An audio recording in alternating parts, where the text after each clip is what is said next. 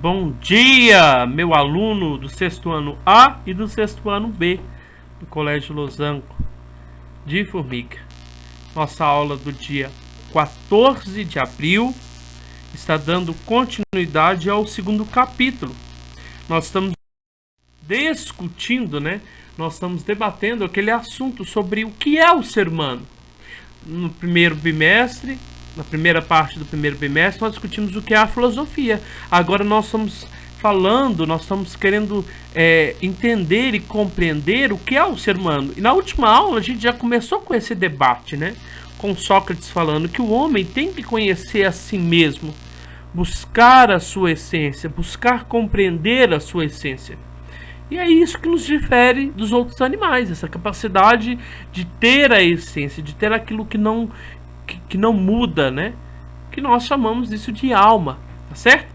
Então hoje nós vamos dar um passo à frente. Na página 30, na sua página 30, nós vamos discutir o tema filosofando ou discutindo sobre a natureza humana.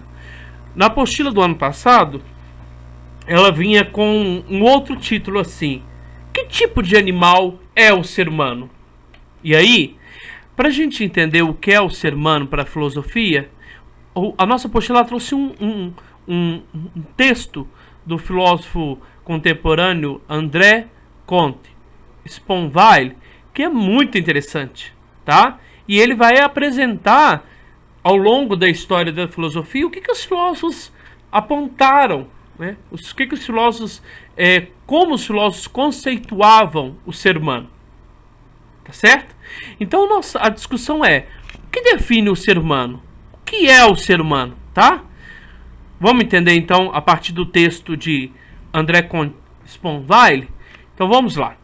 Ele vai começar assim: o ser humano é o ser humano um animal político, como dizia ou como queria Aristóteles, O Aristóteles fala que nós somos zoopolitikon, seres que necessitamos viver em sociedade, zoologon, seres com capacidade racional, e zoon faber. O que é zoon faber? Seres que têm a capacidade de construir as coisas, tá? Então seria o ser humano, segundo Aristóteles, um zoopolitikon, um animal político, um animal falante, como também ele diria, é aquela parte que eu falei do zoologon, capacidade de pensar e de se comunicar, um animal de duas patas, sem penas, como afirmava com graça Platão, um animal, mas um animal que possui essência, e que precisa controlar as suas vontades, seus desejos, segundo Platão. Um animal razoável, um ser que ri, segundo Rabelais, um ser pensante, aquilo que nós vamos chamar de o res cogitans, a coisa pensante, como dizia Descartes. Um ser que julga, um ser ético, como dizia Kant. Um ser faber, meio que relacionado àquela coisa que eu acabei de dizer acima do Aristóteles. Um ser trabalhador que somente trabalha, como dizia Marx.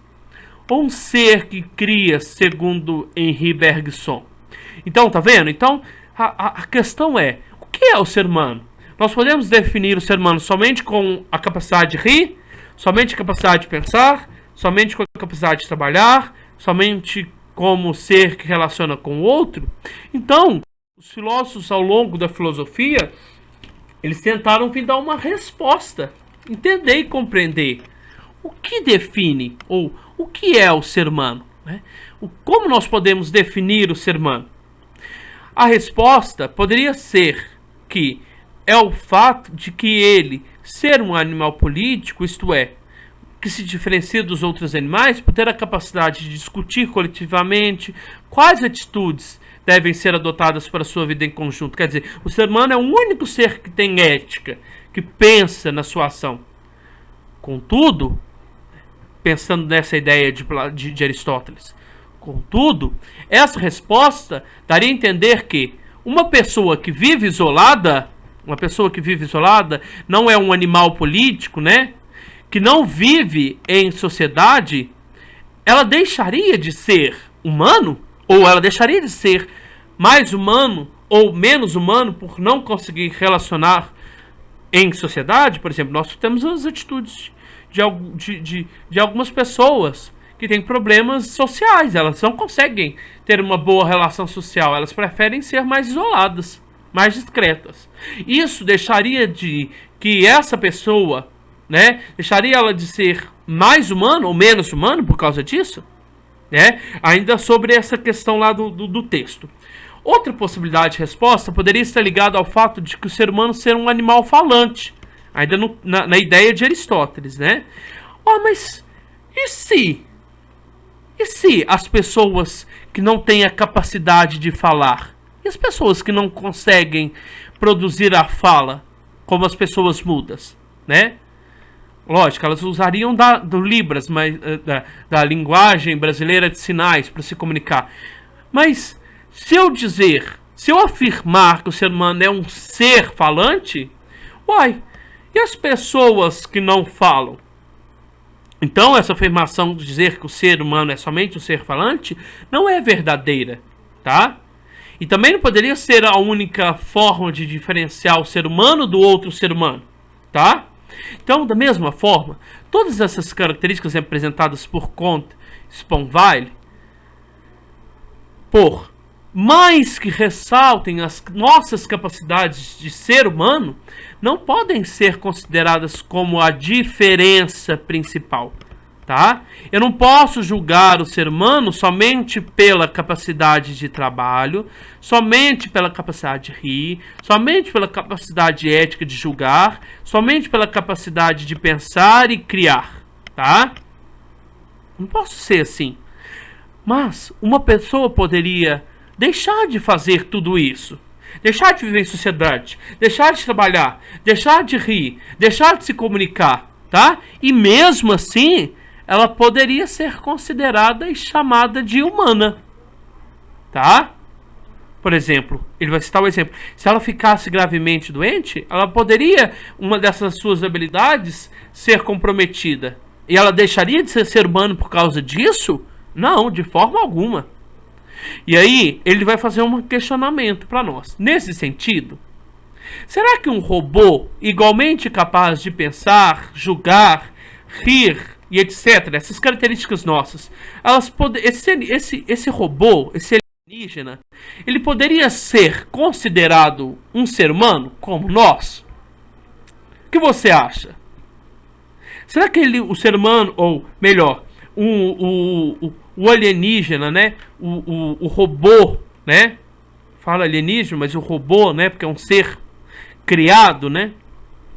Ele seria capaz de se tornar humano por ele ter algumas características e capacidades humanas?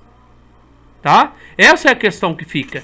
Aí o texto vai continuar para nós. Diante disso, verifica-se que essas definições possuem dois problemas. Essas definições do ser humano ser isso, ser aquilo, ser aquilo outro, tá? Ele vai falar para nós que se eu definir o ser humano somente como uma capacidade de rir, capacidade de pensar, né? Seria errado. Por que seria errado? Porque nem todos os seres humanos realizam todas essas ações. Mas, mesmo assim, são chamados de humanos. Não deixariam de ser humanos. Tá? Outro problema que a gente encontraria. É possível imaginar seres que praticam essas ações. Quais seres que praticam essas ações? Aqui, ó, né? Os robôs, eles praticam as mesmas ações. Mas eles não são humanos. Por que eles não são humanos? Será por que os animais, ou melhor dizendo, os robôs não poderiam ser considerados humanos, já que eles possuem algumas características? Olha o que a figura 3 está falando. Será que chamaríamos esses seres de humanos simplesmente por terem as mesmas características que nós? As características de trabalhar, rir, chorar. Não, chorar não, tá? porque, desculpa, eles não conseguem produzir sentimento. Mas de rir, de chorar, ó, de rir, de criar, né, de trabalhar, de ter uma inteligência, tá certo? O rir aqui, gente, é só porque nós estamos vendo essa imagem aqui rindo, ó. Mas eles não produzem sentimento. Então, né, dando continuidade ao texto, na sua página 32, né, vai falar que o texto que o Comte Sponville, né, permitiu com que a gente entendesse que os grandes pensadores, como Aristóteles, como Bergson, como Platão, como o Kant, né, esses grandes pensadores, eles já tentaram o quê? Dar uma resposta, né, mais precisa e satisfatória sobre o que é o ser humano. O que é o ser humano? Só que o erro está no seguinte: o erro está você definir o ser humano somente como um ser que pensa, somente um ser que sente emoção, somente um ser que deseja. Não, tá? O ser humano é um ser que pensa, que deseja, que tem seus direitos, que busca respostas, tá certo? Então vamos continuar a leitura da apostila. O problema da filosofia não são apenas um exercício de pensamento, um puro prazer da atividade do pensar, ou um delírio. Eles se chegam ao cotidiano das pessoas o tempo todo. No caso da discussão sobre o que é o ser humano, que nós já estamos discutindo o que é o ser humano, essa definição é importante. Por exemplo, quando se pensa nos direitos humanos, nós vamos agora discutir uma coisa que outros animais não têm, que é as questões legais, né? Que é a nossa identidade, que é uma coisa que nenhum ser criado tem, como por exemplo, nós vamos falar do robô. O robô, tá, ele tem suas características que são parecidas com a nossa, mas ele não tem direitos alienígenas, eles têm direitos robóticos, tá? Então nós vamos discutir sobre essa questão do direito humano, ou seja, nos direitos que todas as pessoas possuem por simplesmente serem humanas.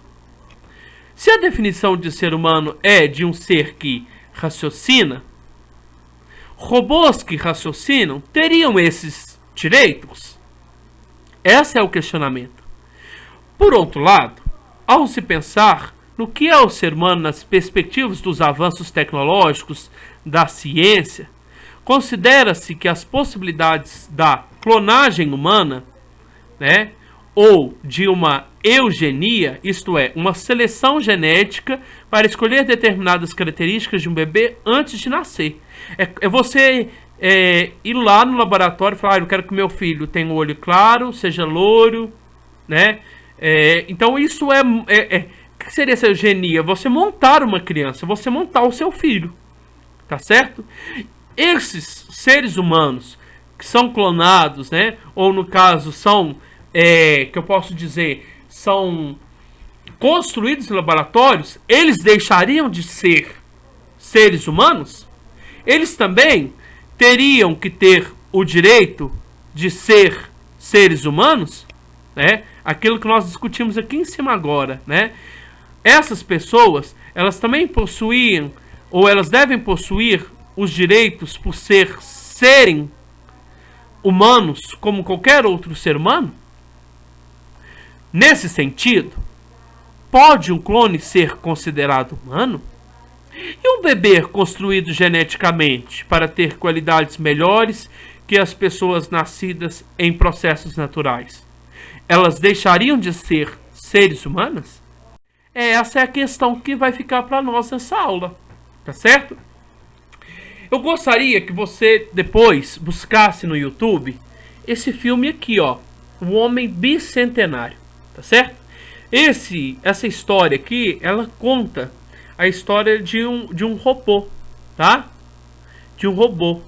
E esse robô, olha lá, ele busca ser considerado uma pessoa, porque ele tem as mesmas características de humano, né? E aí vem muito aquela questão que nós já fizemos. será que o robô ele poderia ser considerado humano? Tá? É possível, então, compreender, definir o robô como humano? E eu gostaria que você também lesse lá naquela parte do Para Saber Mais, tá? Nesse Para Saber Mais, ele vai falar sobre a clonagem, né? A clonagem que aconteceu com a ovelha Dolly há 20 anos atrás, tá?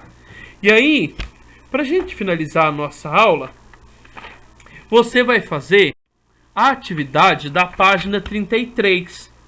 Aponte os dois problemas apresentados pelas definições de ser humano como um animal que ri, julga, trabalha e fala, citadas no texto de Comte Sponville. Para a gente finalizar a nossa aula de hoje, a apostila vai faltando uma parte que eu vou completar agora, tá? Que é a próxima aula, que é o ponto para a próxima aula. Essa aula foi só uma introduçãozinha para a próxima aula, tá certo? Então, quando a gente discute o que é o ser humano é isso, o ser humano é aquilo, o ser humano é aquilo outro, nós estamos querendo dar uma resposta, nós estamos querendo compreender o que é o ser humano, tá? O ser humano ri, sim, chora, sim, fala, sim. Mas e o que não ri? E o que não chora? E o que não fala? Ele deixaria de ser humano? Não, ele não deixaria de ser humano. Então, como nós podemos chamar essas características? Nós vamos chamar essas características, rir, né, trabalhar, né, como a nossa identidade. O problema sobre o que é o ser humano está presente também na discussão sobre o que faz com que cada pessoa seja diferente uma da outra. Esse tema foi tratado ao longo da história da filosofia como o problema da identidade. E ele será abordado, então, nos próximos tópicos, né? Que é a número 3 da página 33, que é a construção da identidade pessoal. Então, a nossa aula de hoje ela foi mais uma introdução para as próximas aulas, né? Da página 33 em diante. Tá? Então fique essa pergunta: o que é o ser humano? O que é o ser humano? Eu posso definir o ser humano somente com uma capacidade racional? Somente com a capacidade de labuta, de labore, né, de trabalho? Somente como um ser humano que age, né, e a partir dessa ação ele julga a sua ação? E aí, a partir desse questionamento que eu estou fazendo, você vai conseguir responder ali sua resposta ou a sua tarefa 4, tá? A sua tarefa 4, tá certo? Qualquer dúvida, o professor está online, você pode chamar o professor, tá? Você tem meu número, eu estou aqui à disposição para te atender, tá certo? Fiquem com Deus, bom dia, um grande abraço, o professor está com a saudade de vocês, fiquem com Deus.